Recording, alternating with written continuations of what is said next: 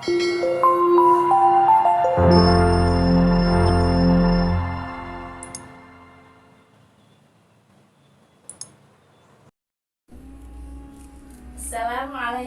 warahmatullahi wabarakatuh.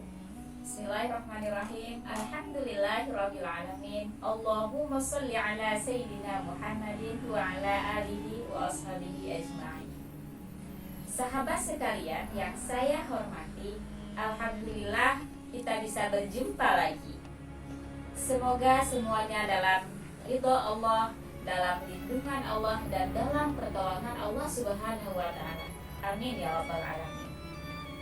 Pada video kali ini, insya Allah saya akan membagikan keutamaan nisfu Sya'ban dan amalan-amalan yang dikerjakan di malam nisfu Sya'ban. Sebelum saya lanjutkan membahas keutamaan nisfu Sya'ban, saya ingin memberikan sedikit informasi bahwa kami telah membuat video tentang keutamaan nisfu Sya'ban, tentang keutamaan bulan Sya'ban pada channel yang lainnya, yaitu di Nufa Channel. Silahkan teman-teman lihat, siapa tahu ada ilmu yang dapat teman-teman ambil di sana. Oke, sahabat yang dirahmati Allah, bulan Sya'ban merupakan bulan yang sangat istimewa, yaitu bulan yang dimuliakan dalam Islam. Nah, di bulan Sya'ban ini juga banyak terjadi peristiwa-peristiwa penting. Di antaranya perpindahan kiblat dari Baitul Maqdis ke Baitullah, yaitu ke Ka'bah. Kemudian peristiwa yang kedua, lahirnya sahabat Rasulullah Shallallahu Alaihi Wasallam, Abdullah bin Zubair. Nah, sahabat sekalian, Abdullah bin Zubair ini merupakan salah satu sahabat Rasulullah yang sering mendampingi Rasulullah memperjuangkan agama Islam. Peristiwa penting yang ketiga yang terjadi di bulan Sya'ban, yaitu lahirnya cucu Rasulullah Shallallahu Alaihi Wasallam, Hasan bin Ali bin Abi Thalib. Dan keistimewaan bulan Sya'ban ini terjadi dari awal bulan Sya'ban sampai akhir bulan Sya'ban. Nah, Rasulullah sendiri sering berpuasa di bulan Sya'ban. Nah, hal ini dapat kita lihat dari beberapa hadis. Seperti hadis dari Aisyah radhiyallahu an, yasumu hatta naqula la yuftiru wa yuftiru hatta naqula la yasumu, fama ra'aitu Rasulullah sallallahu alaihi wasallam istakmala siyaman syahrin ila ramadhana wa ma ra'aitahu aktsara siyamam fi Sya'ban. Artinya, terkadang Rasulullah Shallallahu Alaihi Wasallam berpuasa beberapa hari sampai kami katakan beliau tidak pernah tidak berpuasa. Dan terkadang beliau tidak berpuasa terus sampai kami menyangka bahwa beliau tidak pernah melakukan berpuasa. Dan saya tidak pernah melihat Nabi Shallallahu Alaihi Wasallam berpuasa sebulan penuh kecuali di bulan Ramadan. Dan saya juga tidak pernah melihat Rasulullah Shallallahu Alaihi Wasallam lebih sering berpuasa selain bulan Sya'ban. Hadis ini diriwayatkan oleh Bukhari dan Muslim. Dalam riwayat lain, Aisyah juga pernah mengisahkan tentang aktivitas Rasulullah di bulan Sya'ban. Nah, hal ini ada dalam hadis yang bunyinya, lam yakunin Nabi Sallallahu Alaihi Wasallam yasumu syahran aktsara min Sya'bana wa innahu kana yasumu Sya'ban kullah. Yang artinya apa? Belum pernah Nabi Shallallahu Alaihi Wasallam berpuasa satu bulan yang lebih banyak daripada bulan Sya'ban. Terkadang hampir beliau berpuasa Sya'ban sebulan penuh. Hadis ini diriwayatkan oleh Al-Bukhari dan Muslim.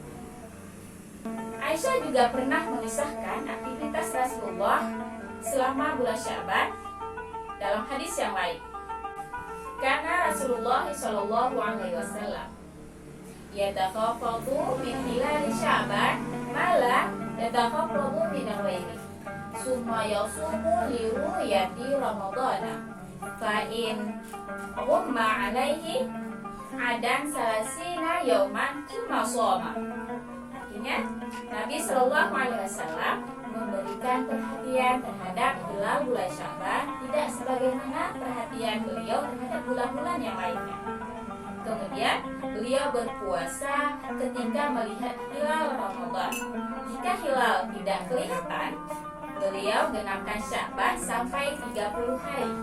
Hadis ini diriwayatkan oleh Ahmad, Abu Daud, An-Nasai, dan sanadnya disahihkan oleh Syekh Syu'aib Al-Arnaud. Sementara itu, dalam hadis riwayat Ummu Salamah radhiyallahu an, beliau mengatakan bahwa anin Nabiyya sallallahu alaihi wasallam annahu lam yakun yasumu min sannati syahran taman ila Sya'ban wa yasilu bihi Ramadan, bahwa Rasulullah Shallallahu Alaihi Wasallam belum pernah berpuasa 1 bulan penuh selain Sya'ban. Kemudian beliau sambung dengan Ramadan. Hadis ini diriwayatkan oleh An-Nasai. Nah, sahabat sekalian, berdasarkan hadis-hadis ini jelas ya bahwa Rasulullah Shallallahu Alaihi Wasallam sangat sering berpuasa di bulan Sya'ban. Pernah satu ketika ada sahabat yang menanyakan kepada Rasulullah, "Wahai Rasulullah, mengapa engkau banyak beramal dan banyak melakukan puasa di bulan Sya'ban?" Maka Rasulullah menjawab bahwa bulan Sya'ban ini sering kali dilupakan oleh umat muslim karena berada di antara bulan Rajab dan juga bulan Ramadan. Sementara di bulan Ramadan umat muslim ini lebih banyak mendapatkan tempat karena diwajibkan berpuasa dan diwajibkannya menunaikan zakat. Makanya banyak orang yang ingat. Sedangkan bulan Sya'ban ini tidak ada perintah kewajiban khusus. Makanya banyak umat muslim yang melupakan. Sehingga Rasulullah sering melakukan amalan-amalan di bulan Sya'ban ini. Dan keutamaan yang paling istimewa dalam bulan Sya'ban yaitu terdapat pada malam pertengahan bulan Sya'ban yang sering disebut nisfu Sya'ban. Nah, sahabat sekalian, ada yang tahu tidak malam nisfu Sya'ban tahun 2021 ini terjadi pada tanggal berapa? Iya, malam nisfu Sya'ban tahun 2021 ini terjadi pada tanggal 28 Maret 2021, yaitu di hari Minggu malam Seninnya. Nah, malam ke-15 bulan Sya'ban. Seperti yang dikatakan oleh Imam As-Subki, malam nisfu Sya'ban, Allah akan menghapuskan dosa hambanya selama 1 tahun. Malam Jumat, Allah akan menghapuskan dosa hambanya selama 1 minggu. Dan malam Lailatul Qadar, Allah akan menghapuskan dosa hambanya seumur hidup. Nah, jika pada malam ini kita dianjurkan untuk banyak melakukan amalan baik, kira-kira apa sebenarnya keutamaan nisfu Sya'ban? Pastinya ada keutamaan khusus di bulan Sya'ban. Oke, kita bahas sekarang.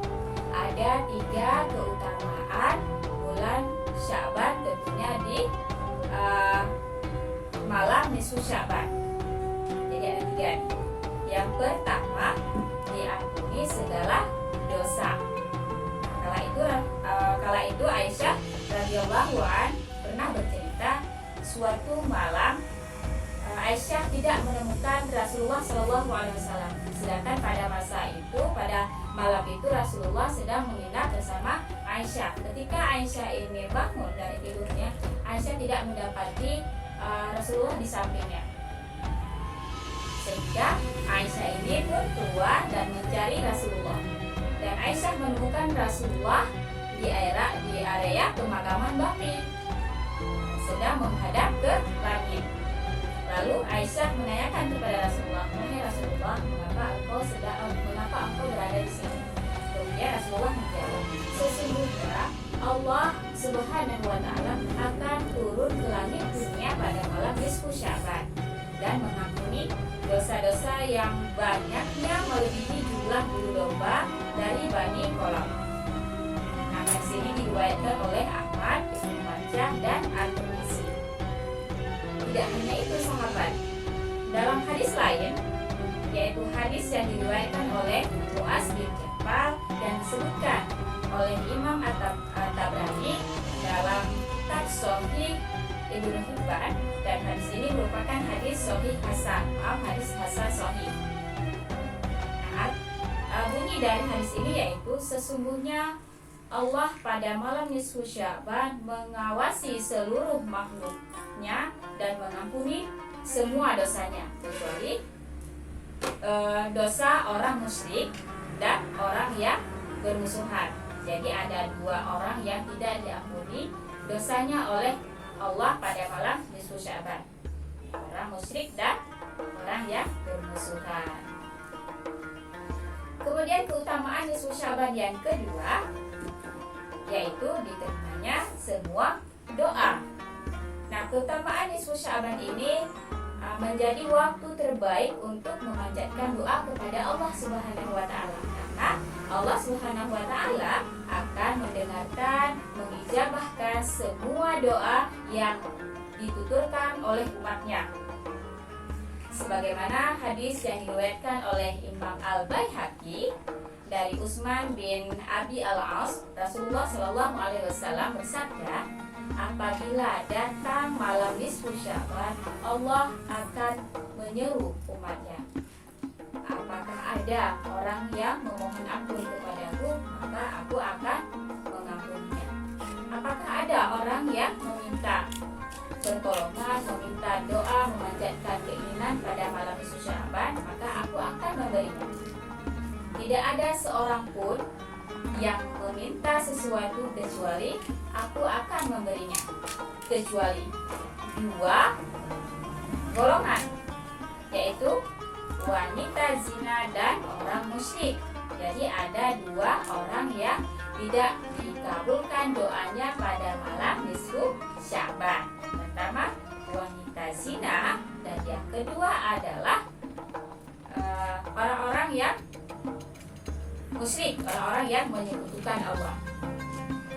Tidak hanya itu sahabat sekalian, malam nisfu Sya'ban ini pun menjadi waktu yang tepat untuk kita memohon dilancarkan segala urusan, dipermudahkan segala masalah, dilapangkan segala kesempatan, hingga diberkahi rezeki yang halal. Nah, keutamaan malam nisfu Sya'ban yang ketiga, kita mengikuti amalan Rasulullah. Nah, setiap amalan yang dilakukan oleh Rasulullah memiliki ganjaran yang baik. Apalagi jika kita menjalankan salah satu amalan Rasulullah itu pada bulan Sya'ban, maka kita akan mendapatkan ganjarannya berlipat-lipat ganda. Jadi satu kebajikan aja yang kita lakukan pada bulan nisfu Sya'ban, yang kita lakukan pada bulan Sya'ban ini akan dilipat gandakan pahalanya. Oke, selanjutnya pembahasan tentang amalan-amalan yang baik dilakukan pada bulan nisfu Sya'ban, ataupun yang baik dilakukan pada saat nisfu Sya'ban, baik itu malamnya maupun di siang harinya. Yang pertama, membaca surah Yasin sebanyak 3 kali. Ini saat malamnya ya. Jadi setelah sholat maghrib, kita sholat maghrib seperti biasa. Kemudian setelah sholat maghrib, kita bacakan Yasin sebanyak 3 kali. Nah, bacaan Yasin yang pertama kita niatkan untuk memohon kepada Allah dipanjangkan umur, diberi ketaatan, ketakwaan, dan selalu istiqomah kepada Allah Subhanahu wa taala. Kemudian bacaan Yasin yang kedua kita niatkan untuk memohon diluaskan rezeki kita yang halal, kemudian dilancarkan segala urusan, menolak bala, dihindari dari segala masalah. Dan bacaan Yasin yang ketiga ini kita niatkan untuk memohon ditetapkannya iman kita selalu dalam Islam hingga akhir hayat.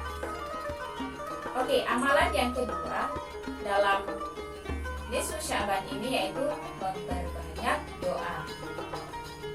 Jadi berdoalah secara khusyuk, memintalah apa yang tersirat dalam hati, karena pada malam nisfu Sya'ban adalah malam yang sangat diijabahkan untuk dikabulkan semua doa dan hajat yang diinginkan oleh hamba-hambanya. Sahabat sekalian, sebenarnya pada masa Rasulullah memang tidak ada doa khusus untuk dipanjatkan di malam nisfu Sya'ban. Maksudnya tidak ada rumusan doa khusus. Namun di kemudian periode selanjutnya itu dari kalangan ulama merumuskan doa khusus yang bisa dipanjatkan oleh umat Islam pada malam nisfu Sya'ban. Jadi ini dilakukan untuk mempermudahkan kita dalam berdoa kepada Allah. Ayo kita baca sama-sama doa nisfu Sya'ban. Doa nisfu Sya'ban. Bismillahirrahmanirrahim. Allahumma ya dzal manni wa la yumannu 'alaika ya dzal jalali wal ikram. Ya dzat tawli wal in'ami la ilaha illa anta dhahral lajina wa jaral mustajirin wa amanal khaifin. Allahumma in katabtani indaka fi ummil kitab syaqiyan aw mahruman aw madrudan aw muqtarran alayya fir rizqi famhullahumma bifadlika fi ummil kitab syaqawati wa hirmani wa tardi wa qatitari rizqi wa asbitni indaka fi ummil kitab sa'idan marzuqan muwaffaqan fil khairat fa innaka qulta wa qawlukal haqq fi kitabikal munzali alayya nabiyyikal mursali yamhullahu ma yasha'u wa yusbitu indahu ummul kitab ilahi bitajallil a'zami fil lailatin nisfi min syarri sya'banal mukarram allati yufraqu fiha kullu amrin hakim wa yubramu yusrif anni minal bala'i ma a'lam wa ma la a'lam wa anta 'allamul ghuyub birahmatika ya arhamar rahimin wa sallallahu ala sayyidina Muhammadin wa ala alihi wa sahbihi wa sallim. Amin. Artinya, ya Allah ya Tuhanku, wahai yang memiliki anugerah dan tiada yang memberi anugerah kepadamu, wahai yang mempunyai keagungan dan kemuliaan, wahai yang mempunyai kekuasaan dan yang memberi nikmat, tiada Tuhan yang berhak disembah kecuali Engkau, tempat bernaung bagi orang-orang yang mengungsi, tempat berlindung bagi orang-orang yang memohon perlindungan, dan tempat yang aman bagi orang-orang yang ketakutan. Ya Allah ya Tuhanku, jika Engkau telah menetapkan diriku di dalam Ummul Kitab, Laul Mahfuz, yang berada di sisimu sebagai orang yang celaka, terhalang, terusir, atau disempitkan rezekinya, sudilah kiranya Engkau menghapuskan. Ya Allah ya Tuhanku, berkat karuniamu, apa yang ada dalam Ummul Kitab, yaitu perilaku diriku sebagai orang yang celaka, terhalang, terusir, dan sempit rezeki, dan sudilah kiranya Engkau menetapkan di dalam Ummul Kitab yang ada di sisimu, agar aku menjadi orang yang berbahagia, mendapatkan rezeki yang banyak, lagi beroleh kesuksesan dalam segala kebaikan. Karena sesungguhnya Engkau telah berfirman dalam kitab-Mu, dan firman-Mu adalah benar, yang diturunkan melalui lisan Nabi yang Engkau utus. Allah menghapuskan apa yang Dia kehendaki dan menetapkan, dan di sisinya ada Ummul Kitab. Ya Tuhanku, berkat penampilan yang maha besar dari rahmat-Mu pada malam pertengahan bulan Sya'ban yang mulia ini, diperincikanlah segala urusan yang ditetapkan dengan penuh kebijaksanaan. Sudilah kiranya Engkau menghindarkan diriku dari segala bencana yang aku ketahui dan yang tidak ku ketahui, serta yang lebih Kau ketahui dari diriku. Dan Engkau maha mengetahui segala yang ghaib. Berkat rahmat-Mu, wahai yang maha penyayang di antara para penyayang. Dan semoga Allah melimpahkan rahmat kepada junjungan kita Nabi Muhammad beserta keluarga dan para sahabatnya. Semoga Dia melimpahkan salam sejahtera kepada mereka. Amin ya rabbal alamin. Oke, inilah doa yang bisa kita panjatkan pada malam nisfu Sya'ban. Nah, amalan yang ketiga pada malam nisfu Sya'ban yaitu memperbanyak sholat sunnah. Nah, teman-teman sekalian, sebenarnya sholat sunnah apapun itu jika dikerjakan pada malam nisfu Sya'ban itu sangat baik sekali. Jadi sholat sunnah yang dianjurkan itu contohnya seperti sholat korban, sholat hajat, sholat witir, sholat tasbih, sholat tahajud. Banyak sekali sholat sunnah yang bisa dilakukan pada malam nisfu Sya'ban. Nah, untuk pelaksanaan sholat tasbih akan kita jelaskan pada part kedua, part selanjutnya. Silahkan lihat saja pada part kedua tentang tata cara mengerjakan sholat tasbih. Nah, amalan yang keempat yang baik dilakukan saat nisfu Sya'ban ini adalah memperbanyak istighfar dan juga berzikir kepada Allah Subhanahu wa Ta'ala. Nah, berzikir ataupun beristighfar ini bisa dilakukan dengan membaca istighfar 100 kali, tahmid takbir 100 kali, sholawat kepada Rasulullah 100 kali, ataupun zikir-zikir lainnya. Nah, jika lebih dari 100 tadi apakah bagus? Ya, tentunya lebih bagus lagi. Nah, pada malam nisfu Sya'ban, pada siang nisfu Sya'ban kita perbanyak melakukan amalan-amalan kebajikan. Nah, amalan yang kelima yaitu meminta maaf. Jadi sangat dianjurkan pada malam nisfu Sya'ban untuk bertobat dan meminta maaf kepada orang lain. Ini juga sesuai dengan hadis yang kita bacakan tadi di awal. Sesungguhnya Allah melihat kepada malam nisfu Sya'ban, maka Allah akan mengampuni seluruh dosa makhluknya kecuali dosa dua orang ini, yaitu orang musyrik, orang yang menyekutukan Allah, dan juga orang yang bermusuhan sehingga dia berdamai.